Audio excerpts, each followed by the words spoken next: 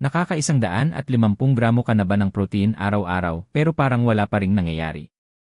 Baka iniisip mo, kulang pa ang whey o manok na kinakain mo.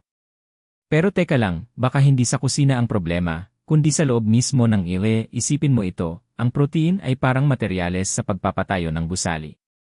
Pero kahit gaano karami ang semento at bakal mo, kung wala namang foreman o trabahador na mag-uutos na magtayo, mananatili lang silang nakatambak. Ang training mo ang nagsisilbing signal sa katawan mo para gamitin ang protein na yan. Kung ang workout mo ay laging pareho lang ang bigat at hindi ka nagpo-progressive overload, walang dahilan ang katawan mo para lumaki. Maraming fitness enthusiasts ang focus sa macros pero tamad naman sa intensity. Kailangan mong maramdaman na yung huling 2 reps mo ay halos hindi mo na maitulak. Yun ang point kung saan nat-tier ang muscle fibers at doon papasok ang 150 grams ng protein mo para ayusin at palakihin ang mga ito.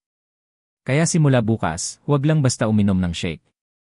Siguraduhin mong binibigyan mo ang muscles mo ng dahilan para lumaki. Focus sa intensity, tamang porma, at sapat na pahinga. Yun ang sikreto.